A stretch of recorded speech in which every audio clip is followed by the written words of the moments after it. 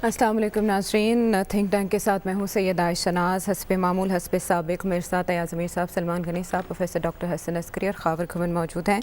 और नाज़रीन, जैसे कि आप जानते हैं कि हर साल की तरह माह मुहर्रम में इस बार भी सुगवारान हुसैन इमाम अली मकाम और उनके घराने के लुट जाने मारे जाने का गम मना रहे हैं।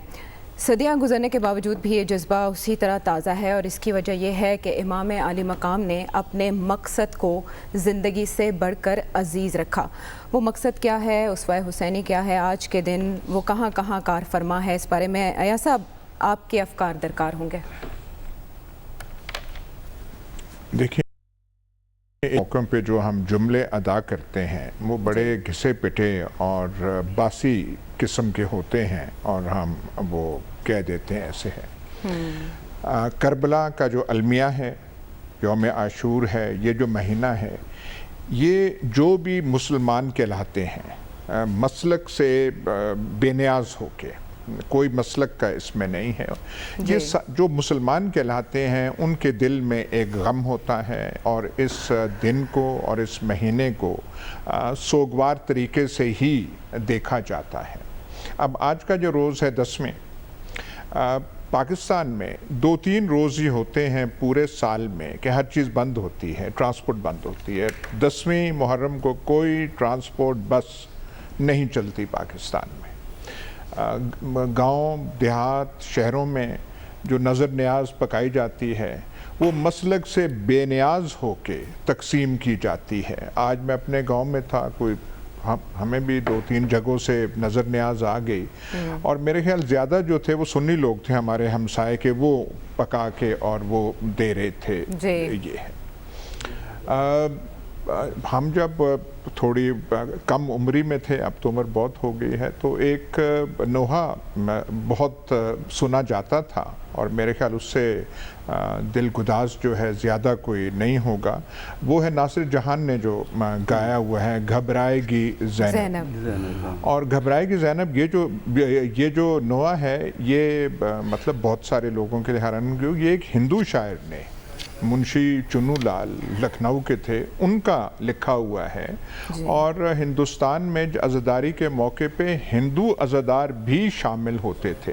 तो ये जो दिन है, ये सिर्फ हमारा ये है कि ये जो आलम किस्म के लोग होते हैं, इनकी गुफ्तगू आप सुने तो फिर पता नहीं कौन से नुक्ते निकल आते हैं। लेकिन पॉपुलर लेवल पे, अवामी लेवल पे कल्चर, जो एक कल्चर का जो हिस्सा है, उसमें मसलक से बिल्कुल हट के ये लोग देखते हैं। और जब जुलूस होता है बड़े शहरों में, आज बहुत बड़ा जुलूस लाहौर में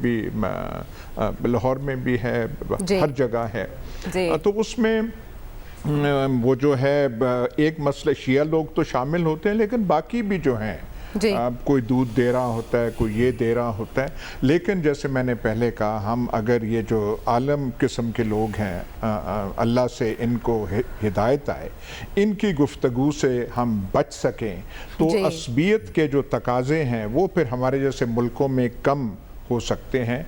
एक ज़माने में इतनी असबियत इन मसाइल पे नहीं हुआ करती थी। और ये बड़ा अफसोस, ये हमारी बहुत सारी अलमियों में से एक अलमिया है कि इस बिना पे जो असबियतें और जो नफ़रतें पैदा की गई, मतलब उन क्या कहा जाए उन लोगों को जो ऐसी आग फैलाने में जो शरीकदार होते हैं और जो हिस्सा डालते हैं। ये दुखती रग है जिसकी बात आपने अयाज साहब की, बिल्कुल आमीन कहेंगे आपकी इस दुआ पर। लेकिन सलमान साहब, मसलक से आगे तर्ज़ हुक्मरानी के लिए क्या सबक है वाक़या करबला में?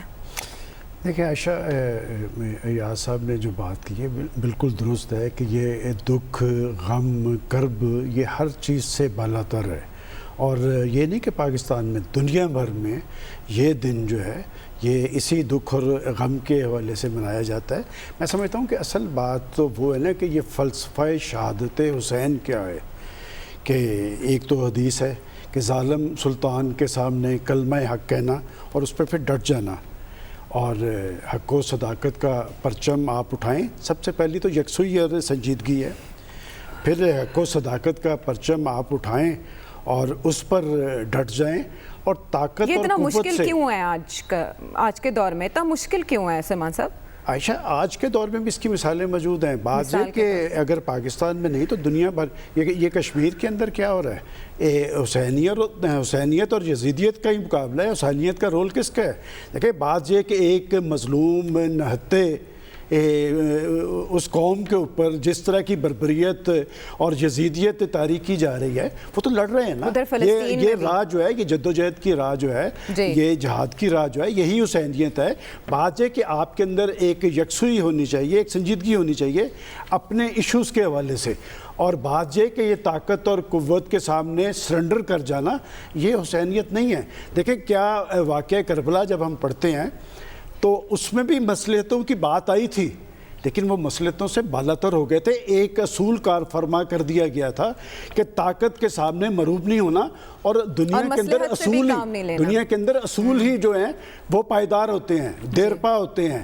اور آج بھی جو صورتحال ہے وہ آپ کے سامنے، اور میں سمجھتا ہوں کہ اس کا سبق یہ ہے کہ جی آپ ہر چیز سے مروب ہونے کی بجائے، ہر چیز کے سامنے سرنڈر کر دینے کی بجائے فلسفہ شہادت حسین یہ ہے کہ آپ اصولوں پہ کاربند رہیں، اور جو چیز غلط ہے، جس چیز کو آپ سمجھتے ہیں کہ یہ غلط ہے، اس کے سامنے آپ کھڑے رہیں، ثابت قدم رہیں اور ڈٹ جائیں.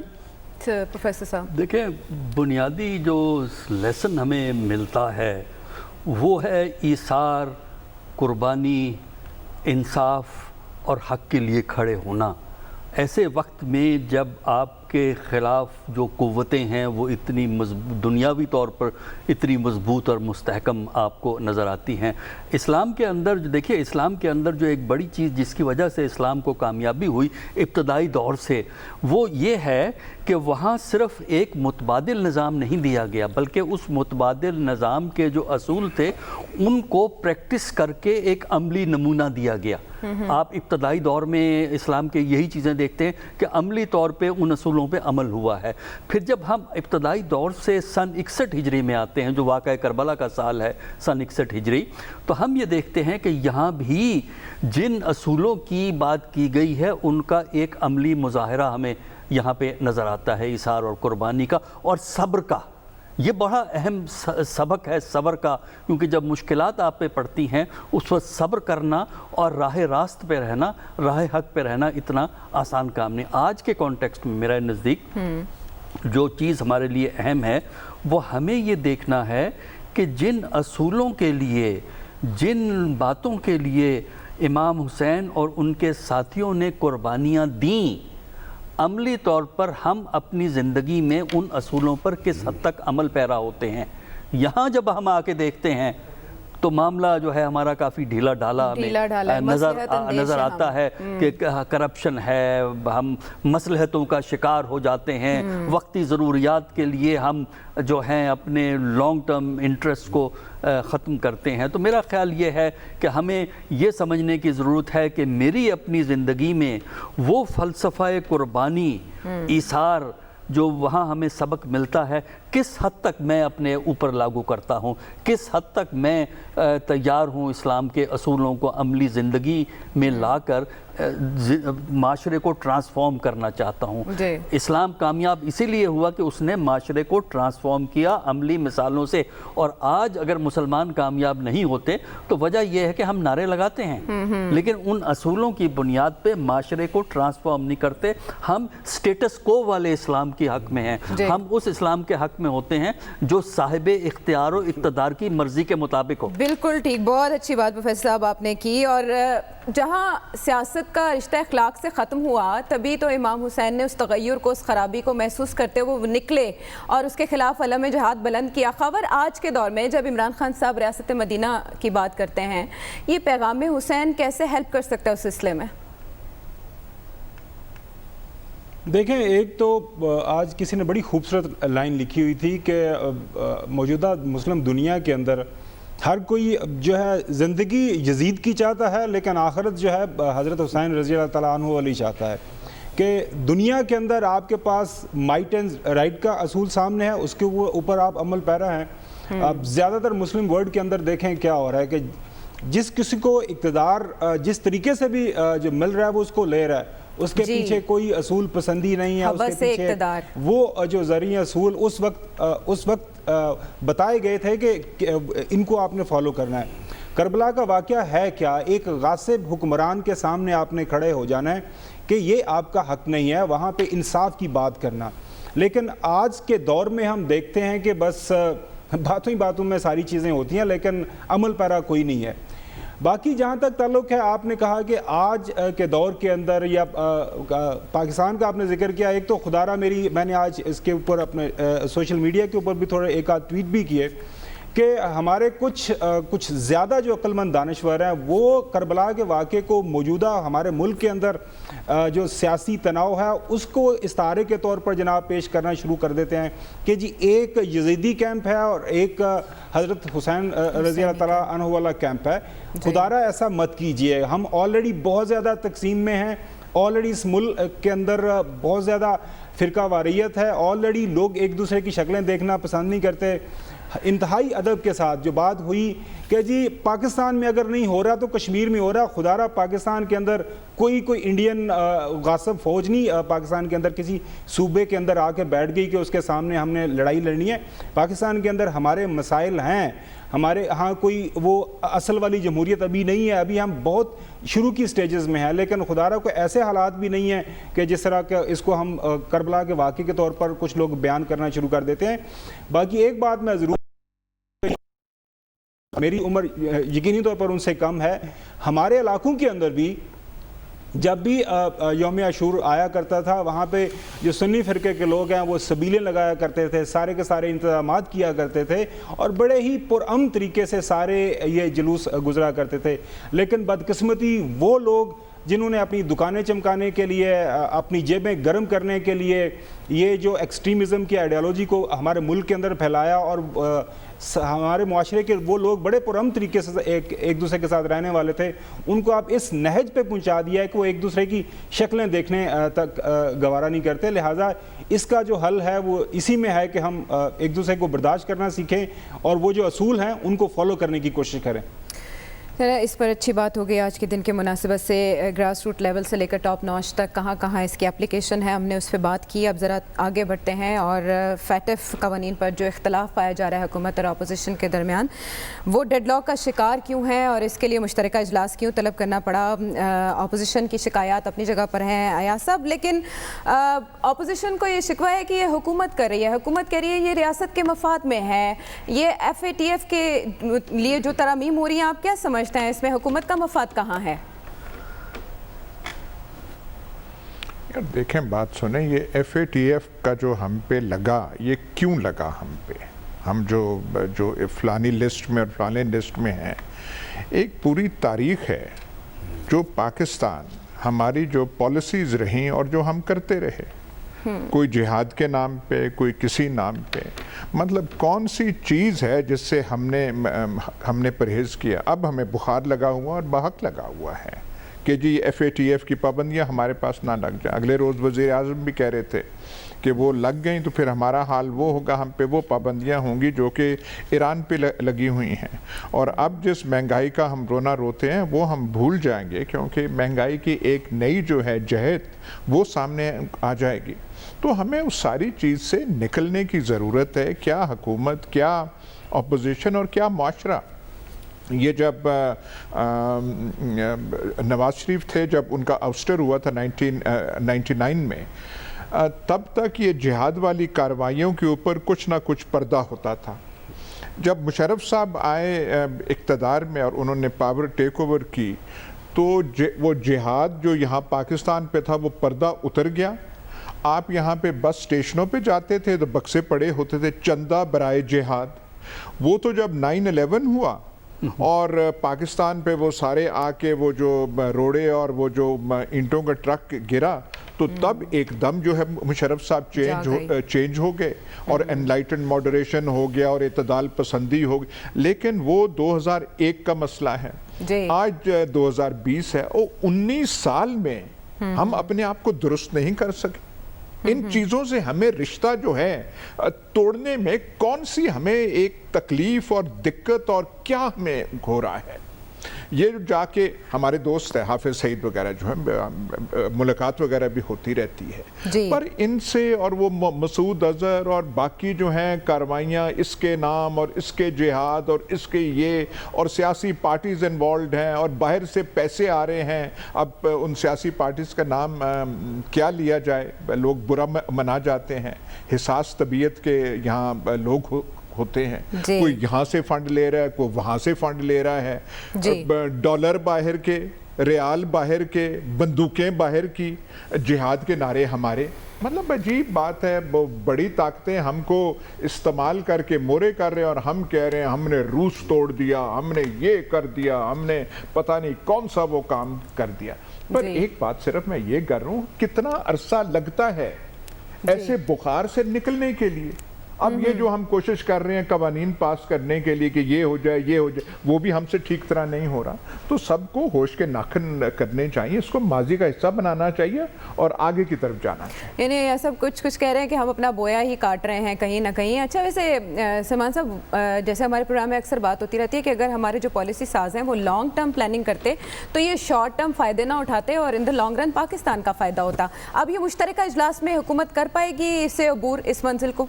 دیکھیں عائشہ، اس میں دو باتیں ہیں. ایک تو جو بات ریاض صاحب کر رہے تھے، یہ تاریخ بڑی تلخ ہے جی کہ یہ جد و جہد، یہ جہاد، یہ دہشت گردی کے خلاف جنگ، یہ بنیادی طور پہ تھی تو ہماری نہیں.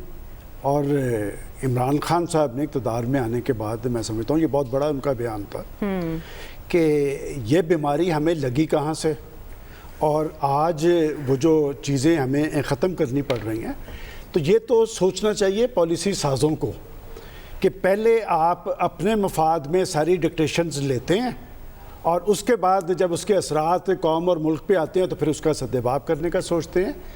یہ FATF کا ایشو کسی پارٹی کا ایشو نہیں ہے، یہ ریاست پاکستان کا ایشو ہے. اور اس وقت جو ان کے درمیان اس پہ اختلافات ہیں، میرا خیال ہے کوئی ایسی بات نہیں. اور انہیں جو ریاست کا جب میں نے کہا ایشو ہے تو ریاستی ادارے نے ایک بریفنگ دی تھی کہ یہ شرائط ہیں اور ان شرائط پہ عمل درآمد ہونا چاہیے. اور مجھے یاد پڑتا ہے کہ اس سے پہلے بھی آپ نے مشترکہ سیشن بلایا تھا تو کچھ نہ کچھ تو ہوا تھا نا کہ وہ اس روز چونکہ اخبارات میں خبر چھپی ہوئی تھی اور پھر شام کو وہ مشترکہ سیشن ختم کر دیا اور 5 بل جو ہیں وہ پاس ہو گئے کہ اپوزیشن اس میں ساتھ تھی.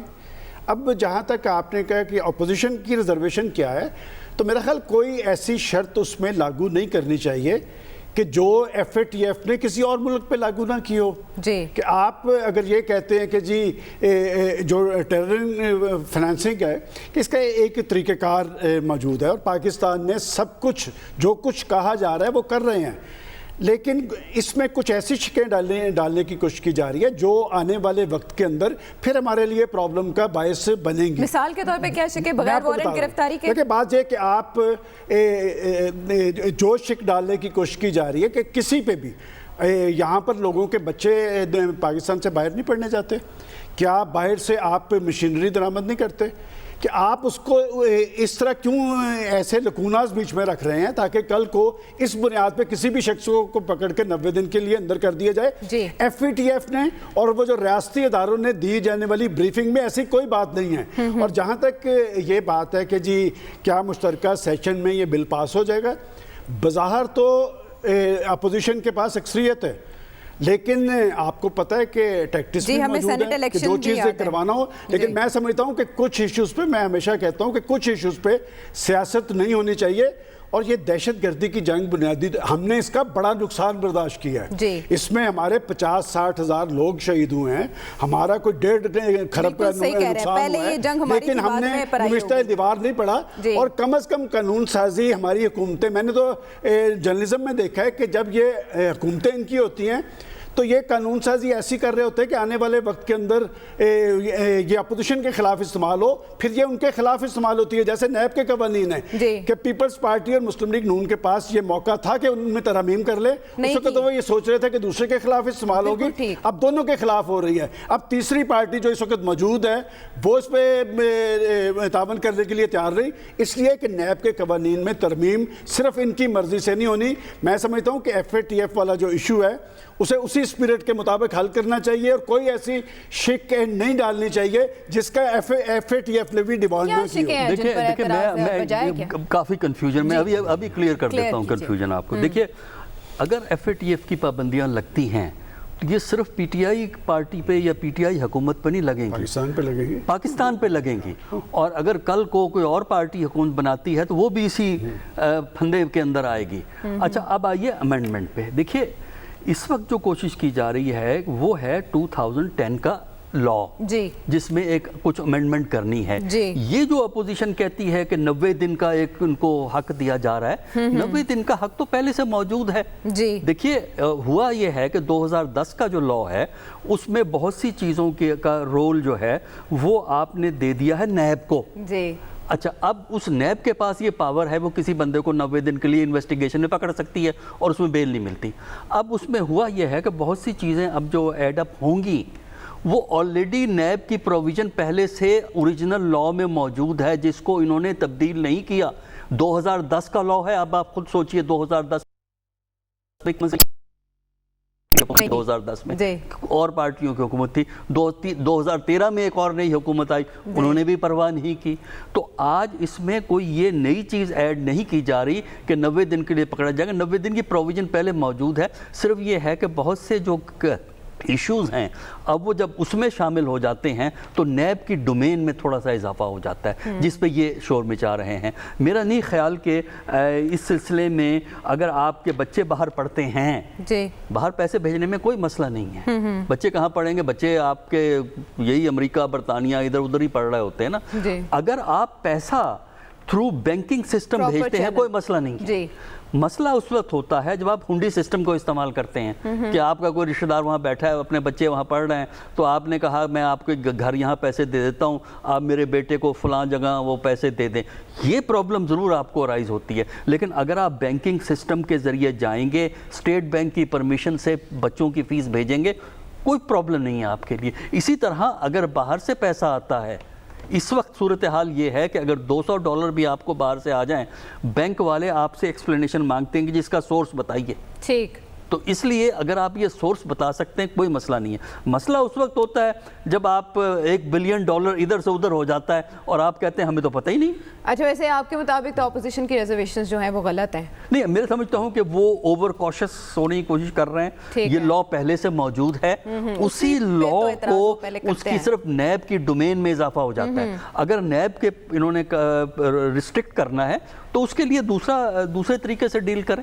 ٹھیک ہے, لیکن ایسا کیا مقام خبر آ گیا؟ مولانا فضل الرحمان تو دونوں بڑی پارٹی سے خفا اس لیے تھے کہ وہ قانون سازی میں تعاون کر رہی ہیں. اب احسن اقبال صاحب کہہ رہے ہیں عمران خان کو ہٹلر نہیں بننے دیں گے. مشترکہ اجلاس میں کیا ہوگا پھر؟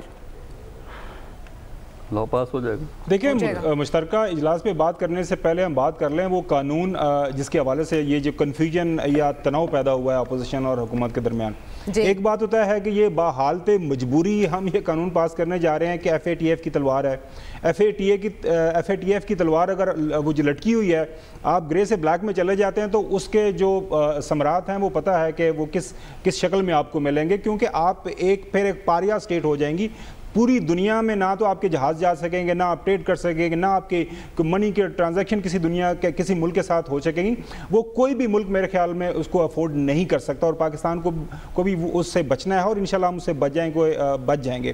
مسئلہ کیا پیش آ رہا ہے؟ مسئلہ یہ پیش آ رہا ہے کہ وہ جو قانون بن رہا ہے اس کے اندر جو ایک جنرل کمیٹی ہے, اس کمیٹی کے اندر جو تمام اداروں کے سربراہان ہیں جو بیٹھیں گے, جس میں جو اسٹیٹ بینک ہے, SCCP ہے, جس میں DGMI بیٹھیں گے, ISI بیٹھیں گے, اس کے علاوہ FIA کے بیٹھیں گے, اس کے علاوہ سیکٹری جو امپورٹنٹ منسٹریز کے وہ بیٹھیں گے, اور ساتھ میں چیئرمین نیب بھی اس میں بیٹھیں گے. اپوزیشن کہتی ہے کہ چیئرمین نیب کو اس سے نکال دیں. اس کے بعد ایک اور امینڈمنٹ کیا مانگ رہی ہے اپوزیشن یہ کہہ رہی ہے کہ جو نیب کے پاس اختیار ہے منی لانڈرنگ اور اینٹی منی لانڈرنگ کے کیس پروسیکیوٹ کرنے کا, جو آلریڈی ہے, اس کو ختم کر دیا جائے اس قانون کے ذریعے. تیسری جو چیز وہ مانگ رہے ہیں کہ جو کہ نیب کا ایک کافی متنازع ایک سیکشن ہے کہ اگر مجھے اور آپ کو ایکیوز کر دیا جاتا ہے کہ میرے پاس جو گاڑی ہے بڑی مہنگی ہے یا ہم نے گھر ایک خریدا ہوا ہے بڑے مہنگے سیکٹر کے اندر، تو وہ آپ کو ایک اپلیکیشن جو ہے نیب بھجوا سکتی ہے کہ جناب اعلیٰ آپ نے یہ گھر خریدا تو کائنڈلی ہمیں تھوڑا سا بتا دیں کہ آپ نے یہ گھر کون سے پیسے سے خریدا، مجھے یہ ثابت کرنا ہے کہ میں نے وہ پیسہ کہاں سے کماریں گے۔ یہ جو ایک ملزم کے اوپر رسپانسبلٹی ہے ثابت کرنے کی، اس کو بھی ختم کریں۔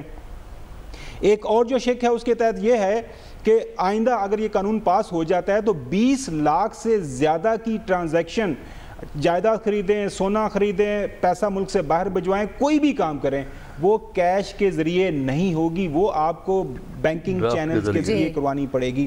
یہ چیز ہے، یہ اپوزیشن اس کے اوپر اعتراض کر رہی ہے۔ اعتراض کیوں کر رہی ہے وہ آپ کو پتہ ہے کہ موجودہ جو اینٹی منی لانڈرنگ کے جو کیسز ہیں وہ کن لوگوں کے خلاف ہیں، اس پہ زیادہ اس تفصیل پہ نہیں جاتے۔ اب جہاں تک بات ہے مشترکہ سیشن کی، دیکھیں ایونچولی اپوزیشن اور حکومت کو جو مل بیٹھ کے ہی یہ قانون پاس کرنا پڑے گا، اور کروانے والے میرے حال کروا بھی لیں گے۔ اس کی وجہ یہ ہے کہ ایک شرط یہ بھی ہے جو انٹرنیشنل جو FATF کی طرف سے کہ آپ نے یہ کنسنسس یہ قانون سازی پاس کروانی ہے، تو میرے خیال میں اس کے اوپر زیادہ سے زیادہ بحث ہونی چاہیے۔ جو اپوزیشن کے جائز جو کنسرنز ہیں ان کو ایڈریس کیا جانا چاہیے، لیکن کم از کم اس کے اوپر سیاست بازی کا جو حق ہے وہ کسی بھی پولیٹیکل پارٹی کے پاس نہیں ہے۔ اس کی وجہ یہ کہ اس کے ساتھ میرا اور آپ کا مستقبل جو جڑا ہوا ہے، کیونکہ خدا نخواستہ پاکستان اگر کسی بھی وجہ سے بلیک لسٹ میں جاتا ہے تو اس کے جو خطرات ہوں گے وہ بہت بھیانک چیزیں سامنے آئیں گی۔ اللہ نہ کرے کہ ہم اس نہج پہ پہنچیں۔ بالکل ٹھیک ہے خاور، آپ نے کہا اپوزیشن کے جو جائز کنسرنز ہیں انہیں ایڈریس کرنا ہوگا، اور ایڈریس حکومت کو کرنا ہوگا۔ اس کے لیے حکومت کی اسٹریٹجی کیا ہو سکتی ہے؟ بریک کے بعد آتے ہیں۔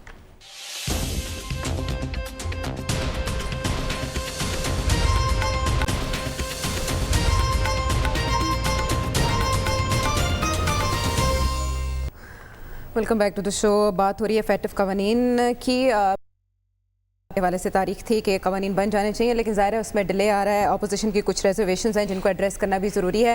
ایاز صاحب، آپ کے خیال میں کیا اپوزیشن کو اکاموڈیٹ کر دینا چاہیے ان معاملات پر جنہیں انہیں شکایت ہے؟ اور اگر فرض کریں ایسا ہو جاتا ہے، خدا نخواستہ بلیک لسٹ پاکستان ہوتا ہے، تو اس کا ذمہ دار کون ہوگا؟ کیونکہ آپ نے تو تاریخ بھی جھانکی ہے۔ کہاں بلیک لسٹ ہونی ہے جی، یا کہاں یہ نہیں پاس ہونی؟ جن کو یہ جو خاور صاحب نے کہا کہ جنہوں نے کروانا ہے وہ کروا لیں گے۔ بات یہ ہے کہ جنہوں نے کروانا ہے ان کو بھی سمجھ آ گئی ہے۔ ہمارا جب ہم وہ سارا کچھ وہ کھیل کھیلتے تھے جہاد کا اور ادھر کا اور ادھر کا، تو تب اس میں سارے ہی شامل تھے۔ اب میں اس سے زیادہ کیا کہوں؟ تو جہاں سمجھ آنی چاہیے تھا وہاں آ گئی ہے، اور پھر جوائنٹ سیشن اور قانون پاس نہ ہو تو اس کا مطلب ہے کہ جو فارمل آئین ہے اور انفارمل آئین جو ہے، غیر رسمی آئین، اس کی پھر ہمیں جانکاری نہیں ہے، وہ ہو کے رہے گا۔ بات ہے کہ وہ نہ ہو۔ اور جو آپ نے بڑی معصومانہ انداز سے کہہ دیا کہ کنسرنز جو ہیں وہ جو اپوزیشن کے گورنمنٹ کو کرنا پڑے گا، کنسرن ہے کیا؟ یہ جو بینکنگ چینلز کی آپ بات کر رہے ہیں، ہمیں چڑ ہے بینکنگ چینل سے، یہی تو مسئلہ ہی بینکنگ چینلز ہے۔ یہ جو قطری اونٹ گئے تھے یہ بینکنگ چینل سے گئے تھے، وہ جو سعودی عرب سے وہاں سے گئے، اور پھر وہ جو فلیٹ گئے تھے، کون سے بینکنگ وہ چینل سے وہ جو فلیٹ بنے ہیں؟ وہ جو $60 ملین وہاں سے کوٹیکنا ایک تھی وہ فرم، وہاں سے وہ لیا گیا تھا، وہ کمیشن تھا، صرف کمیشن، رقم اصل رقم پتہ نہیں کتنی ہوگی، $60 ملین، جس کے کاغذات وہاں کے ہمارے ہائی کمشنر وہ جو شمس الحسن صاحب تھے وہ پتہ نہیں کس ٹرالیوں پہ نکال کے بینک میں سے نکال رہے تھے، وہ کسی چینل سے گئے تھے۔ وہ جو نیکلس تھا، ہار، وہ کون سی خوش قسمت تھی جس کے لیے وہ ہار تھا؟ £1.25 لاکھ کا تھا، اور تب پاؤنڈ کی جو ہے قدر و منزلت آج سے کچھ تھوڑی زیادہ تھی، تو وہ پتہ نہیں کس خوش بخت کے لیے وہ گیا ہوگا، تو کون سے بینکنگ چینل سے وہ گیا تھا۔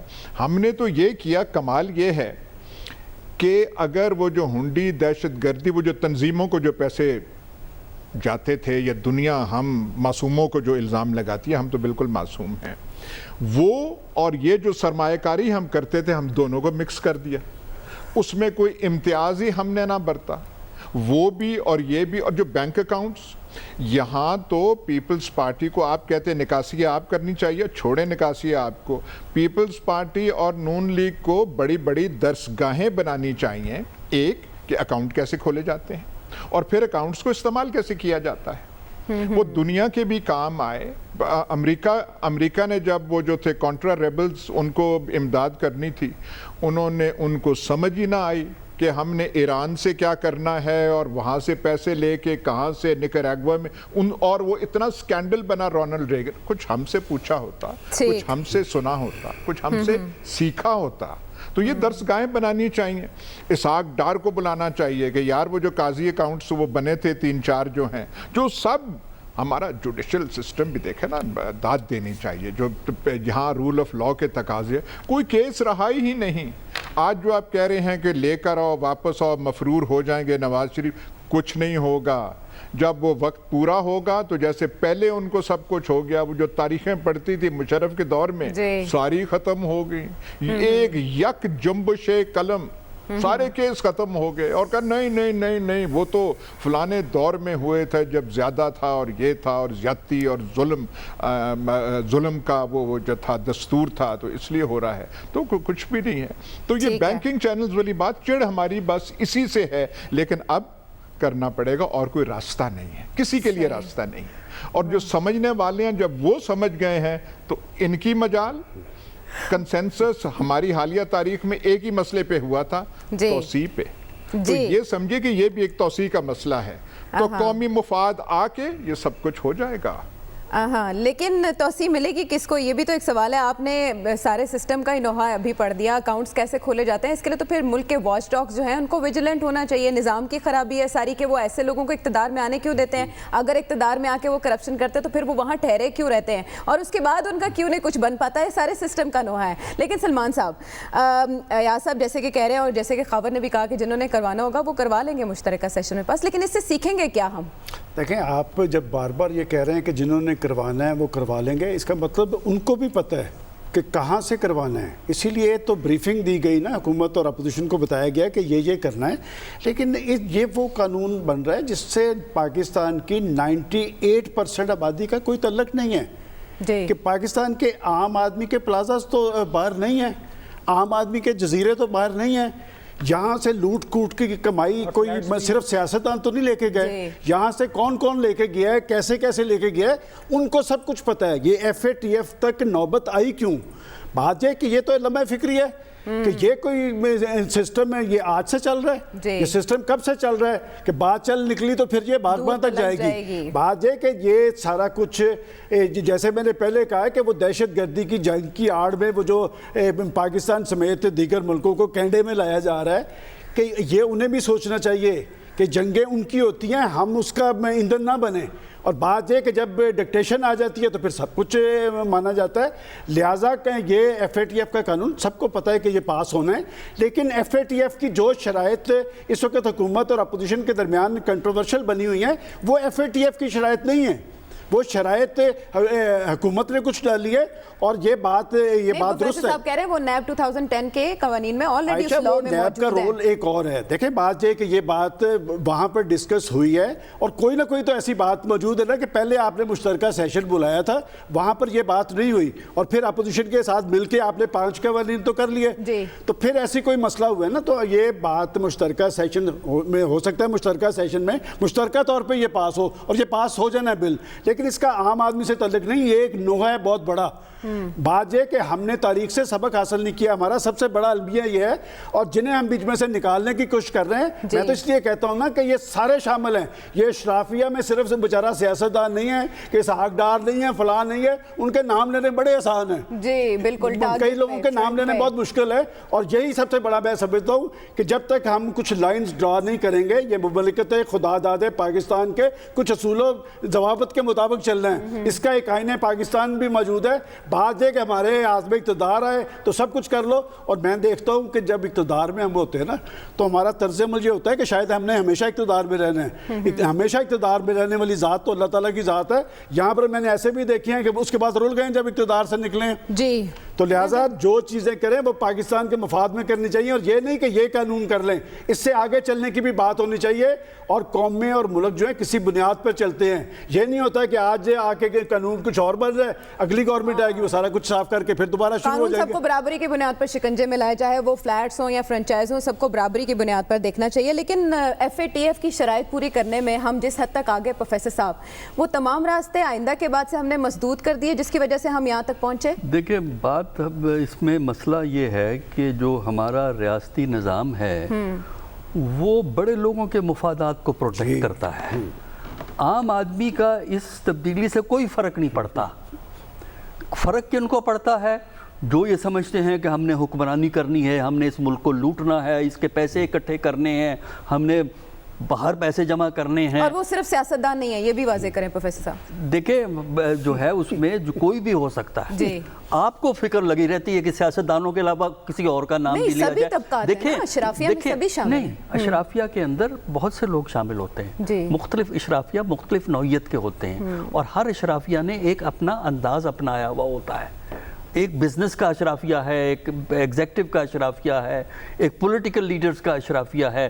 پولیٹیکل لیڈر اس لیے بدنام ہو جاتے ہیں کہ وہ جو ہے نا سمجھ نہیں پاتے کس طرح کیا جائے اور پھنس جاتے ہیں. اس کے لیے طریقہ کار یہ ہے کہ اکاؤنٹیبلٹی کا پروسیس بیوروکریسی میں بھی ایک موجود ہے، ملٹری کے اندر بھی ایک موجود ہے. جو پرابلم ہماری صرف یہ ہے کہ مجھے یہ بتا دیجئے نا کہ کب سے ہم اکاؤنٹیبلٹی کی بات کر رہے ہیں؟ کتنے پولیٹیشنز کو آپ نے سزا دلوائی ہے؟ جی. کتنے پولیٹیشن سے آپ نے پیسے وصول کیے؟ ہم نے بڑی بات کرائے ہیں، تو بتائیے نا کتنے پیسے ہمارے واپس آئے ہیں ہمارے پاس؟ کوئی پیسہ واپس نہیں آیا. بیچارے وہ شریف لوگ ادھر ادھر جو کام کرتے ہیں، ہاؤسنگ سوسائٹی والے، ان کی گچی مروڑ کے آپ نیب پیسے نکلوا لیتا ہے. لیکن نواز شریف سے کتنا پیسہ آیا ہے، فلاں سے کتنا پیسہ آیا ہے، کل کو اور کسی کی اکاؤنٹیبلٹی ہوگی جو اس وقت اقتدار میں ہیں تو ان سے ہم کتنا پیسہ نکال لیں گے. دیکھیے اس میں دیکھیے دو چیزیں آپ ذہن میں رکھیے. ایک ہے اوریجنل لا 2010 کا، جی. کچھ چیزیں اس کے اندر موجود ہیں، کچھ چیزیں اب ایڈ اپ، اس لسٹ کے اندر کچھ چیزیں ایڈ اپ کی جا رہی ہیں کہ یہ بھی جرم ہوگا. اب اس کے اندر جو نیا ایڈ اپ ہو رہا ہے اس کے اندر اگر گفت و شنید سے کوئی اپوزیشن کو اکوموڈیٹ کیا جا سکتا ہے تو وہ ٹھیک ہے. باقی اگر آپ کو اوریجنل لا پہ شکایت ہے تو اس کو آپ کو سیپریٹلی ٹیک اپ کرنا پڑے گا. اس امینڈمنٹ میں وہ ٹیک اپ نہیں ہو سکتا. اس کے لیے آپ کو ریویو کرنا چاہیے. جیسے میں نے کل آپ سے یہ بات کہی تھی کہ اس وقت ضرورت اس بات کی ہے جو سپریم کورٹ کے ججمنٹس ہیں، ہائی کورٹس کے ججمنٹ ہیں، ان کی روشنی میں اگر آپ نیب کے لا میں کوئی تبدیلی کرنا چاہتے ہیں تو کنسنسس ڈیولپ کیجئے اور اوریجنل لا کو چینج کر دیجئے. جو امینڈمنٹس آ رہی ہیں اس میں اگر گفت و شنید سے کچھ اکوموڈیٹ کیا جا سکتا ہے اپوزیشن کو تو آپ اکوموڈیٹ کیجئے، لیکن اوریجنل لا میں اور امینڈمنٹس جو پیش کی جا رہی ہیں اس کو ذرا سیپریٹ رکھیں. بالکل ٹھیک ہے، لیکن وہ کہا گیا کہ اسے اب کمیٹیوں میں بھیج دیں، وہاں پر اس پہ پہلے بات ہو، بحث و تمہیس ہو، اس کے بعد اسے آگے لایا جائے، پھر صوبائی اسمبلیوں میں اس حوالے سے قراردادیں لانے کا بھی فیصلہ کیا گیا. خاور، گورنمنٹ کے پاس کیا لاہے عمل ہے؟ اپوزیشن کو منانے کا راستہ بھی ہے کہ وہ لے کر آئے اس پوائنٹ پر؟ اچھا، تھوڑی دیر کے لیے ہم مان لیتے ہیں عائشہ کہ یہ جو امینڈمنٹس ہو رہی ہیں عمران خان کی حکومت جو ہے وہ اس لیے کرنا چاہ رہی ہے کہ موجودہ اپوزیشن کو اور زیادہ وہ کارنر کر سکیں، اور زیادہ جیلوں کے اندر بند کر سکیں، ان کے خلاف کیسز چلائیں، ان کے خلاف جو سیاسی انتقام ان کے اوپر تانا لگتا ہے اس کو پایہ تکمیل تک پہنچائیں. تو عمران خان کی حکومت کو تو صرف اب 2 سال ہو گئے ہیں اور باقی 3 سال ہیں، آخری سال الیکشن کا ہوتا ہے، چلے مان 3 سال باقی رہ گئے. تو اس کے بعد یہ جو قانون ہے ہماری جو مقبول جو پارٹی ہے، پولیٹیکل پارٹی ہے، نون لیگ ہے، پاکستان پیپلز پارٹی ہے، تو یہ حکومت میں آئیں گے تو ان کے ہاتھ میں آ جائے گا یہ ٹول. تو میرے خیال میں ان کو بخوشی یہ قانون جو ہے پاس کرنا چاہیے. عمران خان نے تھوڑا ساری زندگی حکومت میں رہنا ہے، کل کو یہ بھی حکومت میں آئیں گے.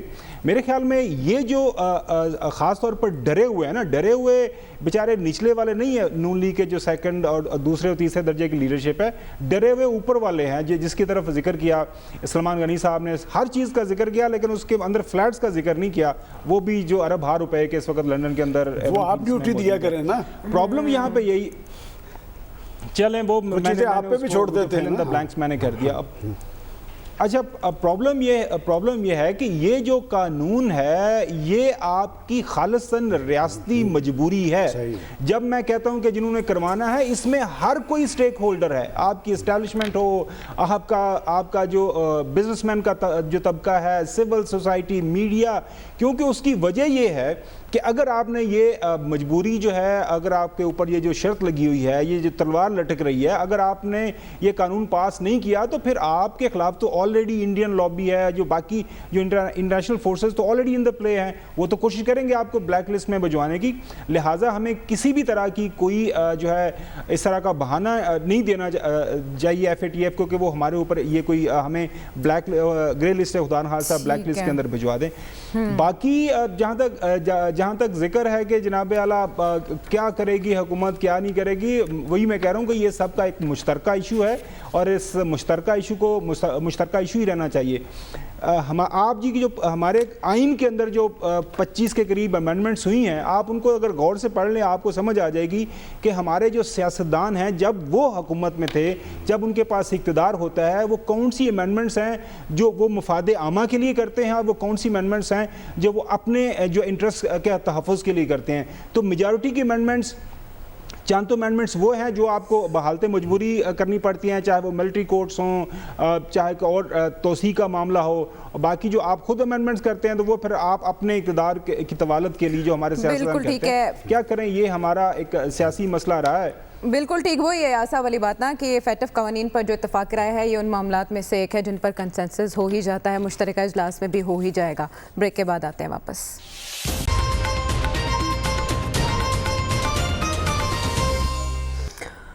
ویلکم بیک ٹو دی شو. ناظرین, اب ذرا تھوڑا اپوزیشن کی 3D پالیسی پر ہم بات کرنے جا رہے ہیں. ظاہر ہے اس سے مراد نون لیگ پیپلز پارٹی اور مولانا فضل الرحمان ہے. مولانا فضل الرحمان نے شہباز شریف صاحب سے ملاقات کی اور اس کے بعد دونوں نے مل کر جو گفتگو کی میڈیا سے, اس میں کوئی ڈائریکشن ہمیں سمجھ نہیں آئی. لیکن ایاز صاحب بار بار اس بات پر زور دیتے رہے شہباز شریف صاحب کہ APC ہوگی, کیوں نہیں ہوگی.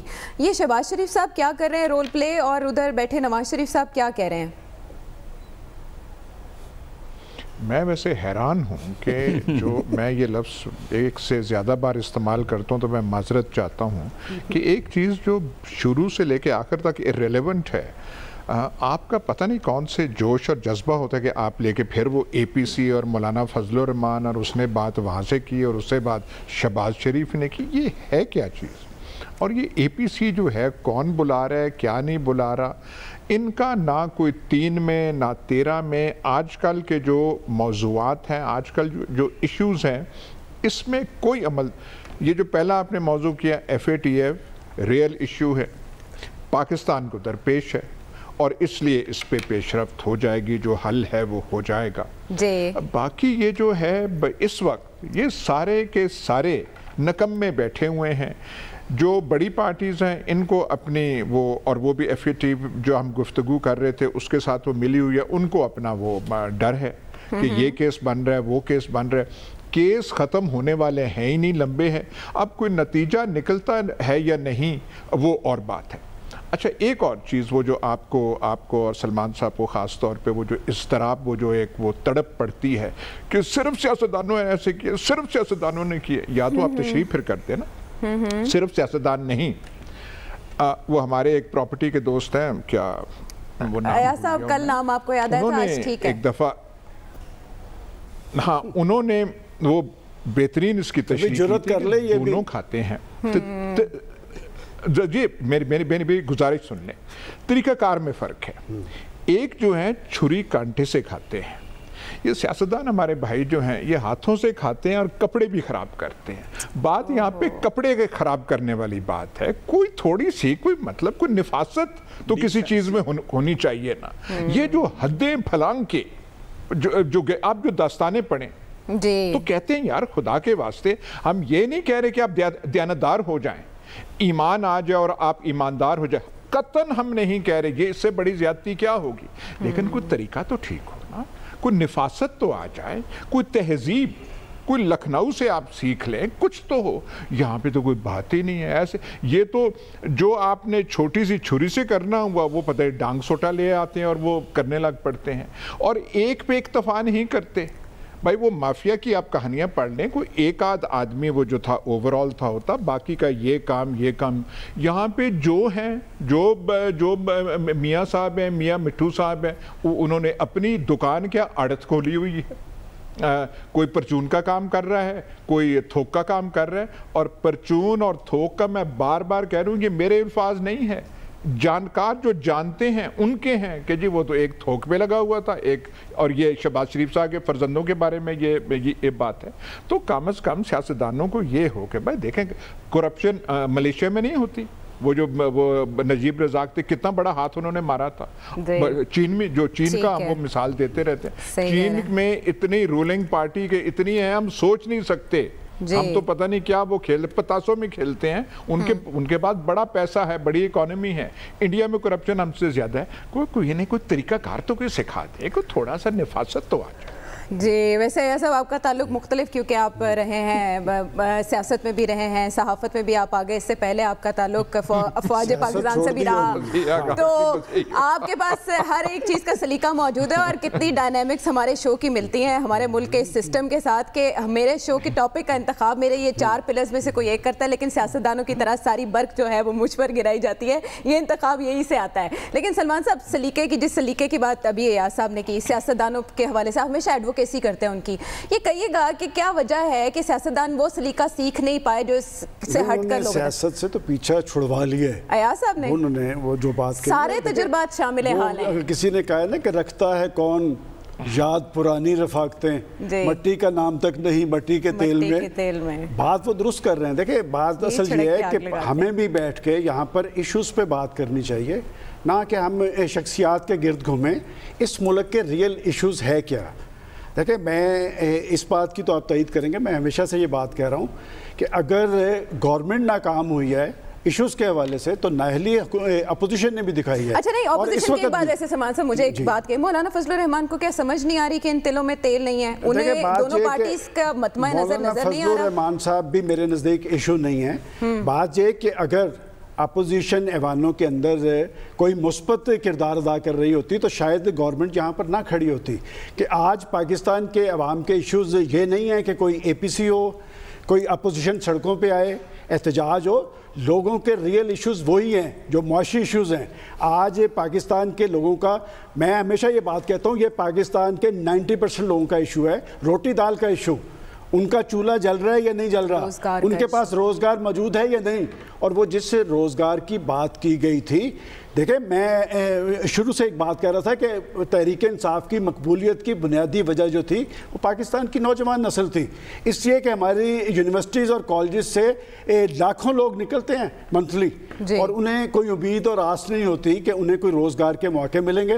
पाकिस्तान के अंदर सनती अमल और सरमायाकारी का अमल तो गारत होकर रह गया। जो सूरत हाल हमने बनाई, पाकिस्तान के अंदर एक फर्ज क्रिएट किया गया। देखें, मौसर एहतसाब एक कौमी ज़रूरत थी, और मैं हमेशा इसका क्रेडिट प्राइम मिनिस्टर साहब को देता हूं। लेकिन इस 2 साल के अंदर जब हम कहते हैं कि नैब ने 31 अरब वापस ले लिए, क्या पाकिस्तान के अंदर सरमायाकारी आई? क्या पाकिस्तान के अंदर सरमायाकार ने यहाँ सरमायाकारी करने की कोशिश की? अगर आप सरमायाकारी यहाँ पर नहीं होगी, सनती अमल आगे की तरफ नहीं चलेगा, ये कारोबार नहीं चलेगा, तो लोगों को कहाँ से रोज़गार मिलेगा?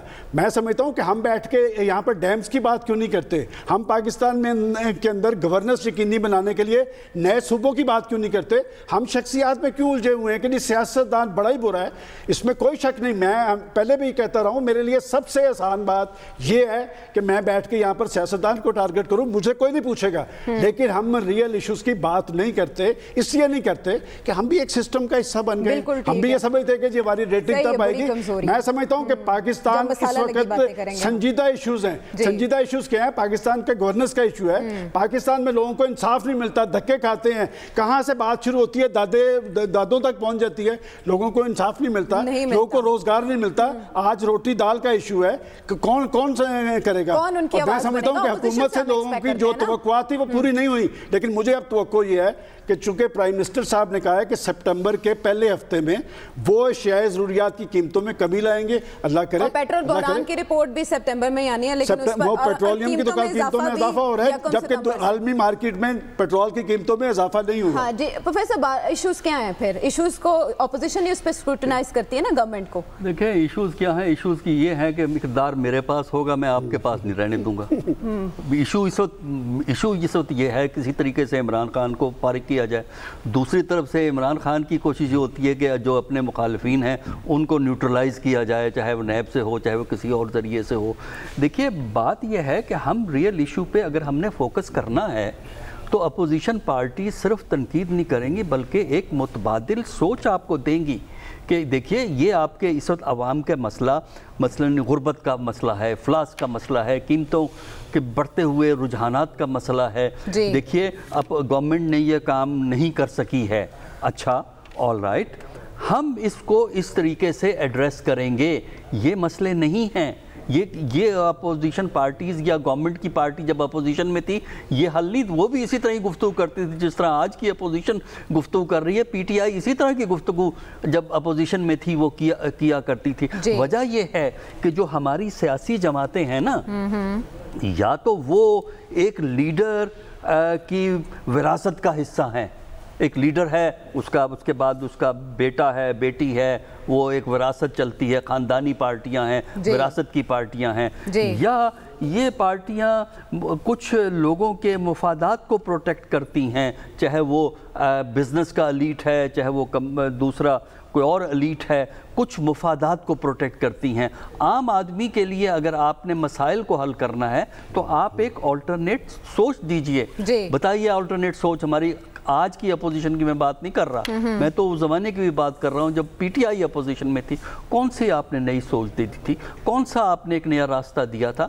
جب دیکھیے ذوالفقار علی بھٹو کی کامیابی کی وجہ صرف ایک یہ تھی کہ انہوں نے نہ صرف ایوب خان پہ کرٹیسزم کیا بلکہ ایک متبادل سوچ دی تھی. متبادل سوچ دی تھی، ٹھیک ہے اس کے متبادل سوچ کے اپنے مسائل تھے لیکن انہوں نے متبادل سوچ دی. پھر 1972-73 میں اس متبادل سوچ کو نافذ کیا، اس سے مسائل پیدا ہوئے لیکن نافذ کیا. ہمارے ہاں تو ابھی متبادل سوچ ہی نہیں ہے. لیکن جو دنگل مچا ہے خاور، اس سے بڑی مایوسی ہے. اس پہ اپلیکیشن موو کی جاتی ہے سپریم کورٹ میں بھی صدارتی نظام کے حوالے سے، نئی سوچ کہاں سے آئے گی؟ وہ ایک تو یہ کہنا تھا کہ وہ جو ایک سوال تھا بنیادی طور پہ جو آج ہم ڈسکس کرنا چاہ رہے تھے وہ آپ نے کیا ہی نہیں ہے. یاز صاحب سے وہ کرتی تو شاید یاز صاحب کو کوئی نیا پن لگتا. وہ یہ تھا کہ محترم جو مولانا فضل الرحمان صاحب ہیں وہ یہ کہہ رہے ہیں شہباز شریف صاحب سے کہ مستقبل کے اندر جو بھی ہم اے پی سی کے اوپر بات کریں گے، فیصلے ہوں گے، وہ لکھت پڑھت ہوگی. ہم آپ کے ساتھ جو ہے نا ان رائٹنگ ساری کی ساری جو ڈسکشن کریں گے. یہ نہیں ہوگا کہ تصدیق شدہ خبر ہے خبر کہ وہ ایسا مطالبہ کر رہے ہیں. جی نہیں بالکل تصدیق شدہ ہے. اس دن شاید آپ نے پریس کانفرنس نہیں سنی ان سے. اس پہ مجھے اجازت دینا جب ان کے 2 منٹ ختم ہوں گے تو میں کچھ عرض کروں گا. یہ لکھت والی بات. اچھا اس پہ انہوں نے ان سے جب سوال کیا گیا، اس پہ جب مولانا صاحب سے سوال کیا گیا تو انہوں نے کہا جی جو چھوٹی پارٹیز ہیں وہ یہ کہہ رہی ہیں لیکن یہ مدعا ہم رکھیں گے رابر کمیٹی کے سامنے. تو سوال یہ ہے کہ جب پہلے بھی مولانا فضل الرحمان صاحب کو یہ کہا گیا آپ پہنچیں راول پنڈی تو ہم آپ کے پیچھے آئے. مولانا صاحب یہاں پہ اسلام آباد میں پہنچ گئے، آپ ہمارے ساتھ آپ نے ان کو یہاں پہ لا کے بٹھا دیا. وہ 11-12 دن رہے تو پیچھے پھر آپ اچھا آپ آئے نہیں ہیں. چلے میں اپنے 2 منٹ کٹ شارٹ کر لیتا ہوں. مقصد یہ ہے کہ وہ ہر کوئی اپنی ریلیونس ڈھونڈ رہا ہے. فی الحال کوئی صاحب گرا لگا دیجیے، اب اس پر پروگرام کا وقت ختم ہو گیا ہے. متفقہ فیصلہ کوئی نہیں. لکھت پڑھت ہمارے بائیں ہاتھ کا کھیل ہے. ہم نے لکھت پڑھت کیے تھے، ہم نے تو اوپر بھی دستخط کیے ہوئے، نیچے بھی ایک صفحے پہ 4 دستخط کیے. یہ کون سی مولانا فضل الرحمان کو تو ہم بڑے دانا سمجھتے تھے، وہ کچھ سمجھ ہی نہیں سکے. ہم نے وہ جو سعودیہ کے ساتھ وہ اگریمنٹ ہوئی تھی نیو یارک جانے کے لیے ہوئی تھی، اب جو ہوئی ساری بات ایاز صاحب آپ نے سمجھا دی ہے. ناظرین آپ پروگرام کے حوالے سے فیڈ بیک ضرور دیجیے گا. اگلے پروگرام تک کے لیے لانے کے بعد